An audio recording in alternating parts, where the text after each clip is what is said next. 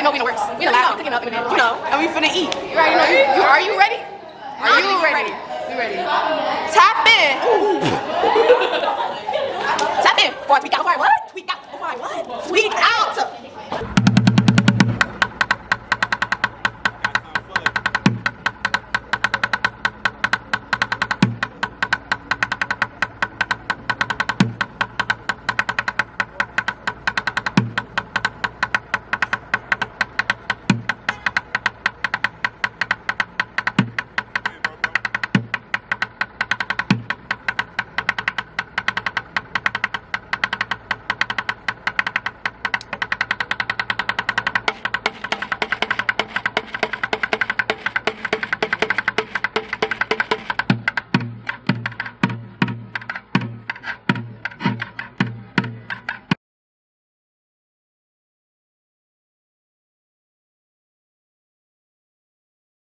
Hey guys, welcome back to another episode of Chicago Made, a series of conversations. In this season of Chicago Made, we are focusing on higher education and the central question of, is there a space for creatives in higher education? Mm-hmm. So today I have with me my good friend Kennedy, who goes to Pomona College, but I'll let her introduce herself, just say your school, your major, and whatever you would consider to be your creative pursuit in life or your passion. Okay, well, thank you for that intro. Like she said, my name is Kennedy. I'm a sophomore here at Pomona College, pursuing an Africana Studies major. And I consider myself a creative and entrepreneur, and with my entrepreneurship is where I kind of express my creativity the most through doing hair. But, I also do a little painting, a little collaging, photo shoots here and there with Tristen, anything where I can kind of get my mind away from, the academic space and, tap into the creativity. Definitely. Yeah. Sorry, I'm a laugh at y'all because this is my good friend. But laughs, that's how you know it's real. Yes. But okay, so can you start off by letting me know the type of educational background you had before college? So what kind of schooling did you go to? And then touch on, the different states because I know you're bi-coastal. Got you. So, from pre-K to fourth grade, I was going to school in Chicago on the west side. I started off at just a regular public school, and then I transferred to a Catholic school on the west side, predominantly black. And when I turned 10, I got the opportunity to move with my dad to California. And so I did that, started my 5th grade year at a predominantly black school in South Central. Then I transferred and public still? Charter school. Charter school, KIPP Scholar Academy, known around the States. And like most charter schools, they kind of prey on black low-income students, and you kind of see in their education that it's not a good place to send your kid, honestly. So I end up going to a public school in Santa Monica, which is a predominantly white neighborhood. And so I started middle school, 6th grade there, and I stayed there all the way up until sophomore year, the pandemic. During the pandemic, 2020, I moved back to Chicago with my mom, and I attended Crane Medical Prep on the west side from... I didn't know it was a medical prep. Yeah, so Crane is a public school, but it is it's a STEM school. I'm not a STEM major. However, because the pandemic, they were only, they wouldn't accept transfer students. That was the only school near me that was taking transfer students. And not even near me. I was looking at schools farther, but... so I ended up going to Crane, literally down the street from my house. No, up the street from my house. And, I went there for the online year, junior year, and then I finished my senior year. And that's my pre-college education wrapped up. And you said also you can look at me when you answer. Oh, my bad. I stared. You so right. Yes.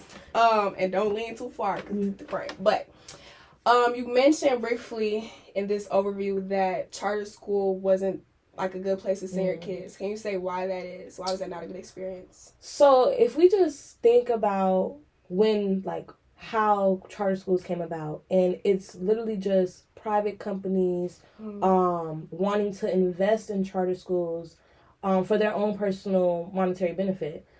They often, like, charter schools is often coded in rhetoric like, oh, like, we're designing classes,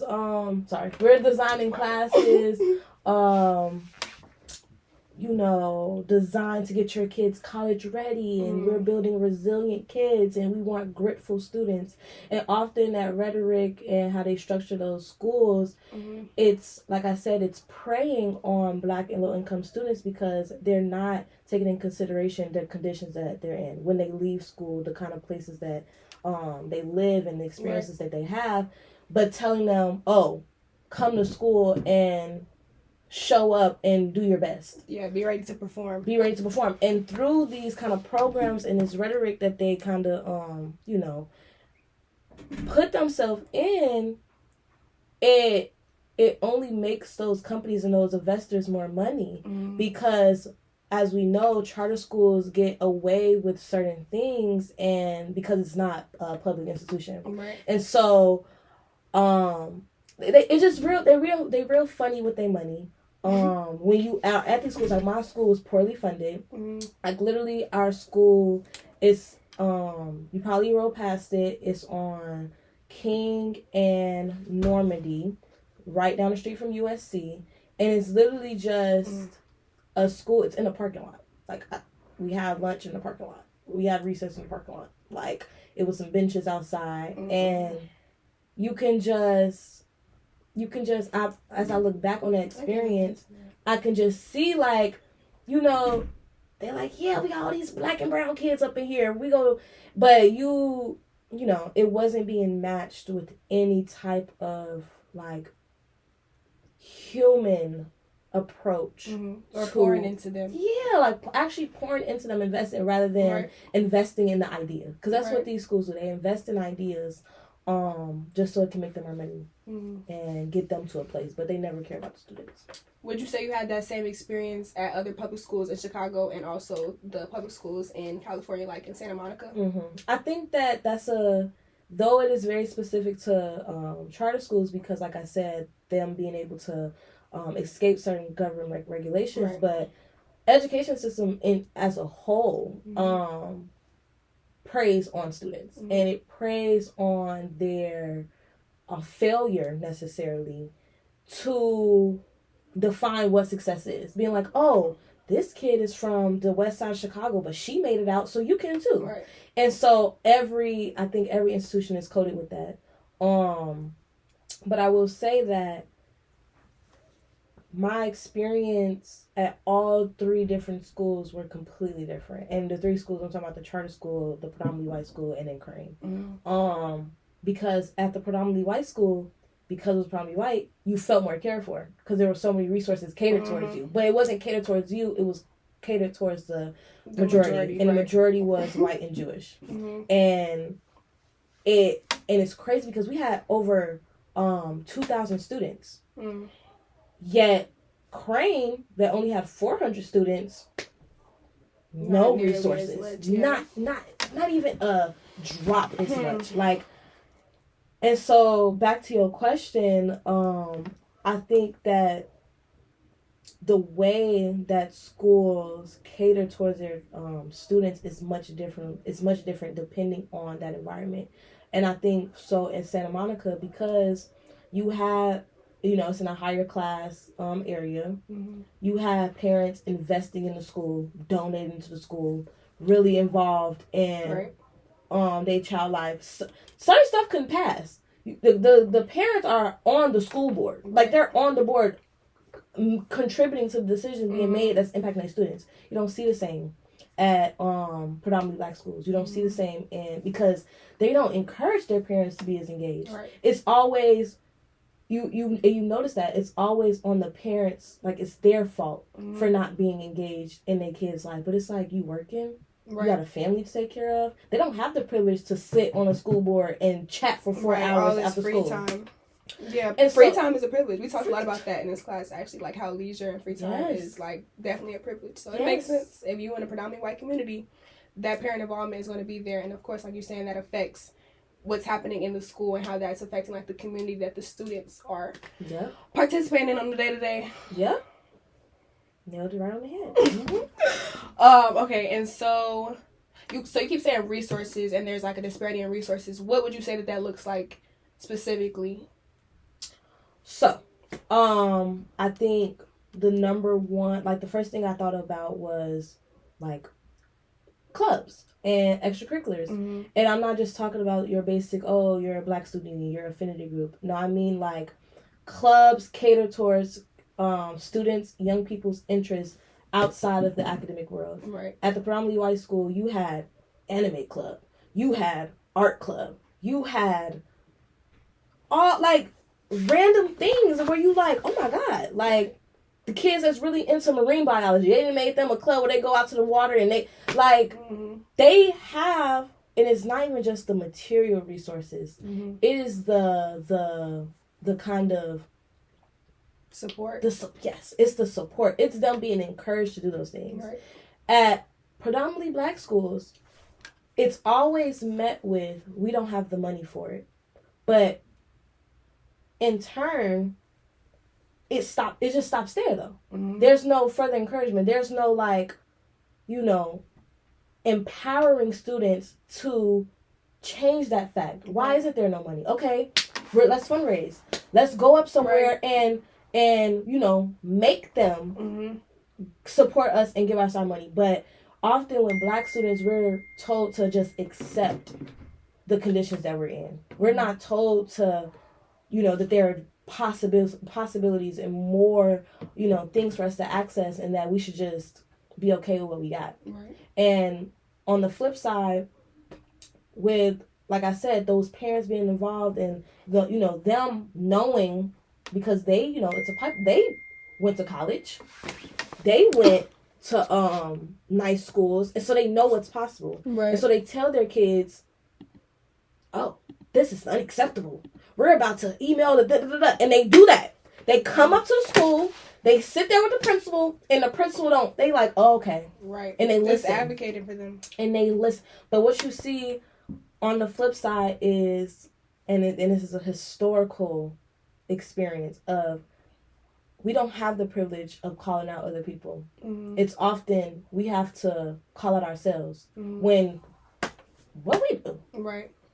Or we're just accepting certain things. Yeah. And not necessarily because we're complacent, but like you said, it's an exposure factor to that as well. Mm-hmm. And the opportunities that the parents are able to have. And if they're not afforded those opportunities, it's really difficult for them to be like, oh, this is what's possible for you, my kid, Yes. So what I wanted to focus on next is, how do you feel like some of these things affected you coming up? Because I know we talked in length before about how, like, when you were in these communities in Chicago, the way that your mind was being shaped was very different from how you were able to express yourself and start to view the world differently when you moved to California. So how does that interplay kind of affect things too? Yes. With you personally? Yeah, so just piggybacking off what we just talked about, like, the exposure is what gets people to act. Once you see something being done, and you like, oh my God, can I do that? I can do that. And then you get that revelation for yourself, and then you like, okay, let me do it. And so being in California, I was introduced to like different people, different communities I've never met, never, encountered before, and listen to the things that they'll do, the vacations they'll go on, the clubs they was doing all the music. And I was like, oh my God, like, I can do that too. Things that have all my life have been named white people things. And it's like, I was starting to realize, like, these not white people things. Like, anybody, if I want to go on a hike, how is that a white people thing? Like, that's crazy, y'all. Like, how is that a white, like, we are just, it's sad. We're not getting sad. Okay. So, and then of course, California, specifically Los Angeles, being a place seen as, somewhere where people can go and start their dreams and express themselves. And my dad was one of those people. And so seeing him kind of embark on this new journey, and me kind of doing it with him, because like I was growing up with him, trying to create a new life for us in California. So it was like, seeing him be able to literally pivot and have his mind set on something and actually like do it, and then put me in positions where I can do the same, and then me being around people who are doing the same, and then also having teachers and adults affirming you right as well. So it was like, wow, you don't have that in the city, or you don't got that in like I'm not gonna generalize and say all, but we can be honest and say that our community is afraid of that, because we have not had the privilege to do that. Right. We have always had to put ourselves in a box and act a certain way, and subject ourselves to respectability in order to be accepted in certain places. We had to perform, and so that performance, when it becomes generational, and then it's just a cycle of your parents telling you how to act, your friends telling you how to act, your teacher telling you how to act. Because the world already told all of them the same thing. Told you the same thing, and told you that if you don't act like that, you're going to be a failure. You're going to fail, yep. So, in the city, you do something different, this nigga weird. Right. You doing white people stuff. And you can't, it puts you in a box, and it gets suffocating. Definitely. And so, it's so sad how freedom and, like, liberation is attached to whiteness. Is being attached, and not even just whiteness, because poor white people don't have the same experience. Right. It's the class difference. It is the being around people with access to money, who have time for leisure, who have time to do things outside of what's been told to them that they have to do. I like that you're bringing up this whole fear of failure thing, because I think that's something that, especially I faced in my own family with, wanting to pursue a creative career. My mom went to school and did STEM. Like we said, we're not STEM people, and I don't blame her for, like, being a little afraid that I'm going to fail in this career, because, like we said, like, this is passed down stuff. Yeah. Like, we all think that you have to do the STEM, you have to go the medical route, or you have to be a lawyer, doctor, what's the other one? Lawyer, doctor, anything, like, I think lawyer and doctor are the main ones, but yeah, that's the biggest ones. But yeah, definitely. So when it comes to, like, creativity, it's not always encouraged in our communities, especially not in our schools. And so I was wondering, do you feel like, using creativity to express yourself, or like to wind down, to calm your mind, to understand your to understand yourself as an individual, do you think that that's something that's always been there from when you were younger, or do you think it didn't occur to you that was a possibility until you moved?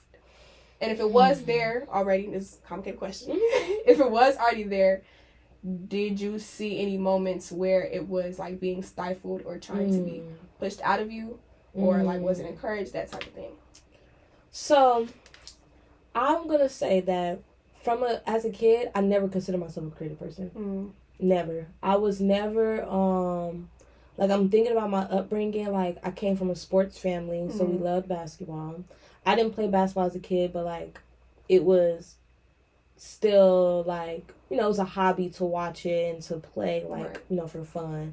And then growing up, like, I really loved school. Like, I did love to read, and I did love, like, just the academic side of school. And so I didn't see the first thing I can think of, like, my first time tapping into my creative energy was when I moved to California, and me and my dad went to the Blick store, and I asked him to buy me a canvas.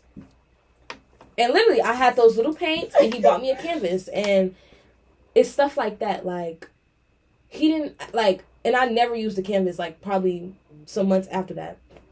And it was like, it was like, stuff like that, like, he wasn't concerned about me pursuing a creative career or not. He just knew that I wanted to do that thing, and he supported me in that and let me do that. And so when I'm thinking about, like, you said, has it been, stifled or maybe discouraged or anyway, and I'm gonna say, like, no. However, I used to, like, I feel like I've always found myself being a free-spirited person where, like, I didn't necessarily know where I was going, but I was always, like, I was always open to the idea of, like, doing whatever. And for my mom specifically, it was like, well, make sure you do this. Well, make sure you do that. Or, you know, you want to do something that's making you money. Right. And I was just always like, right. What are you talking about? Like, I don't even know what you're talking about. And so going back to the question. No, actually, we could pivot because okay. you basically answered it already. Okay. So I'm going to now shift and ask you about the school thing because you did just bring up how you always love to read, you always enjoy school and academics and stuff. So did you already know that college was the end goal for you? Was that already ingrained? I was thinking about that, and I was like, I don't know, because I remember being in first grade, and I remember saying I used to want to be a police officer. What? Where did that come from? Oh, my God. And then I remember moving to California. And like I said, I went to school near USC, and my dad would just be like, "Oh, this is USC. Right. You know, you going to college? You can go here." I mean, he would say stuff like that. Like it was already exposed. It was and so, but the first time I remember like actually focusing on college was 7th grade because that's when they had AVID, Advancement Via Individual Determination. It's a college ready program. And they had that in my 7th grade middle school, white middle school. And from then, they already exposing kids with the idea of college. So I remember us literally doing it was called like a dream board or a dream project or something. It was basically like, we just did like a little poster of our like dream college or whatever. And I think I did Pepperdine. I don't know what I did. But see, that's what I'm saying. I was in 7th grade and I was like, I don't know. But then people was telling me about Pepperdine.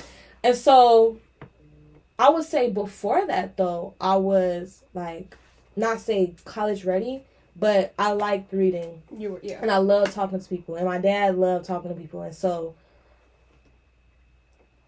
I don't know, like, I felt like that exposure, it became, like, natural. But I'm also, like, a spiritual person, so I just think everything is, like, it happens for a reason. I think everything happens for a reason. So, yes, that's all I'm saying. Okay. That's all I'm saying. To follow up with that, now that you're here in college, what made you decide to come to Pomona? And how has that experience been so far in terms of your major and, you know, back to the whole creativity thing as well? Like, how have you seen that dynamic play out? Because for those of you who don't know, Pomona College is, I would say it's pretty unique in that it's, from the people I've interviewed so far, like had conversations with, it's not necessarily specifically focused on creativity, but it is definitely very much liberal arts where you have the spectrum of people doing different things. Yes. So, yeah, just tell me, like, why you came here and how that's been so far. Okay, so I actually... And with your major, too. Got you. So, I actually didn't know about Pomona until literally my junior year through the Posse Scholarship. And Posse is a selective... merit-based scholarships that selects 10 students to join a cohort and send them to a school that they've been matched with by the Posse Foundation and the partner school. And so Chicago has like 9 to 10 partner schools, and I got nominated by one of my counselors at Crane Medical Prep. And so that was my first time hearing about scholarship, hearing about Pomona College. Never even knew what a liberal arts college was. My colleges that I were kind of aiming at were USC, UCLA, UC Santa Barbara, Pepperdine, and HBCUs. So, and like bigger name schools were always encouraged. Because again, that idea that like, oh, you need to go get money, this is where you need to be at. Right, it's safe, you know. So, end up, you know, going through with the scholarship. We had to rank our schools, and so I, in that process, doing a lot of research about each individual school. And so I'm hearing about this liberal arts, and I'm like, wait, interdisciplinary, what? I'm like, they talking about, you know, you having more freedom with the classes you're taking, you being in smaller class sizes. And I was like, another thing was I was really aiming at going back to California. Like I was like, oh, I gotta go back to school in California. And so that Pomona being the only West Coast school, I was like on the Posse partnership. I was like, yes, Pomona. But then also like the small class sizes and the freedom to not do STEM or to not be so focused on STEM, I was like, oh, that's me. Right. 'Cause I used to love math until it got hard. I was like, oh, I can't do that math. I can't do that math. But crazy enough, I was entering Pomona doing the philosophy, politics, and econ major. And so because I did not know that. Yes, I was PPE because one of my good teachers was like, we need more black data science or black economists. Like, and so she sent me an article and I read it and I was like, yes, we do need more black economists. But then I realized what that entailed. I was like, oh, I don't need to be doing that with them people. Them people don't need me. That's not where my strengths lie. Fast forward, I'm here at Pomona. I dropped the PPE. I'm like, okay, philosophy. So now I'm in philosophy, and I'm one of 2 black students. I'm one of 1 black black girl, yes. And I'm just like, this is not applicable to me. Like, yes, we focus a lot on Western philosophy, and I'm like, this is not all it is. Like, why am I only hearing about Plato and Socrates and Parfait? Like, I don't care about them. Like, they cool, but they're not even what they're talking about. I cannot apply that to me. Right. I cannot resonate with that.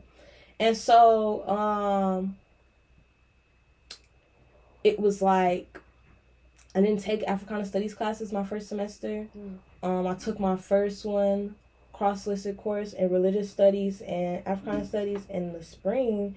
And it was then I was like, oh yeah, I gotta be an Africana Studies major. Because being at a predominantly white school, and I think being at, honestly, anywhere, why don't you want to learn about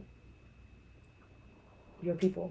Right. And not even just your people. Because that's, like, Africana Studies get confused with, like, oh, just Black history. It's not Black history. It's actually the opposite of that. We don't focus on just the past. We focus on how is it that anti-Blackness is so prevalent in everything we do. How did that come about? Why are people anti-Black? Why? And I just think, and it's more than that question, but for me, I think that's what Africana Studies has done, and specifically at Pomona, it's brought me to that because I'm one of 12 people in a class with a professor. I get the dish. We get to really talk the real. We get to really, critically think about the material that we're reading. And it's not even just for the grade. And it's not even just for the assignment, because these professors, they're not giving you exams. They trying to see, are you grasping this concept? And they're going to work with you until you do that. And so my experience at Pomona has been great for me because I've been intentional with the spaces I've been in and the people I spend time with and the classes that I take, because I'm like, I'll be damned if I leave here and feel like those people got more out of me than I got more out of them. Like, no. Like, no. I'm sorry. I think that me coming to a liberal arts college... Let's do a pause. Let's do an intermission. All right. With that being said, sorry to cut you off. We're just going to pivot into our last question, which, brings us back, of course, to the central question for this season of Chicago Made. And that is there a space for creatives in higher education? And you started touching on this a little bit when you were saying, like, making a space and all those things. Being intentional. I think there's space for creatives everywhere. And I think I was just telling the kids at Iman that I was like, people are gonna always discourage you from pursuing your artist route, from being an artist, from being a creative. But there is room for creativity everywhere. Every institution you interact with, even if you decide not to go to school and pursue higher education, and you just go on the ground and you get your work out there, and now a company wants to come in, they want to hire you for something, your ideas are still getting commodified. You're still in that institution, and you are still at risk for, becoming an institution pawn.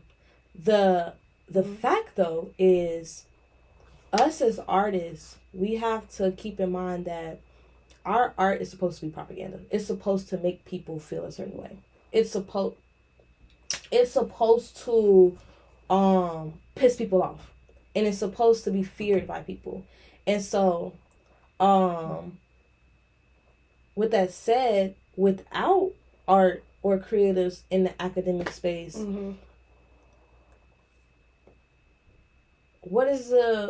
how is the academic space really flourishing? Like, how is it even functioning as it's supposed to? We understand that music is one of the things that, you know, liberate people and that get and connect people. Right. We understand that art is something that, you know, supposed to bring beauty and supposed to bring joy. And, you know, even though the idea of like what an artist and what a creative is kind of subjective, but we know that for all of us, it brings us joy. And it helps us reclaim our joy. And you need that in the academic space. Mm-hmm. You need that. Everyone is a creative at art. Everyone creates. We are creation. Like, us coming up with an idea and doing it, us imagining, us dreaming is creating. Even speaking, man. Like, even, like, everything we do. And so, there is a space in higher education for creatives. I think we are the ones who kind of make the academic space, if you think about it. Like, I think about the first Black Studies program, and I think about the people who were, you know, adamant in making that possible. And it was creative people. Right. It was because you think about who marginalized people are, like, most likely those are going to be creatives. Those are going to be people who, because the stuff going around them, they had to find an alternative pathway to, you know, disconnect, to get away from that, whether it's through drawing, journaling, and to liberate themselves. Yeah, to liberate themselves. Yeah. And so you think science, even with the STEM world, those people are creatives too. When they come up with some biomedical innovation to, you know, contribute to cancer research. Creativity is in everything we do. Absolutely. And that's what I gotta say. Well, thank you so much. Thank you so much for being here on this episode, but, you know, at large, this season of Chicago Made, a series of conversations. Just to remind you all, this season was focusing on creatives in higher education and the question of, is there a space for us in here?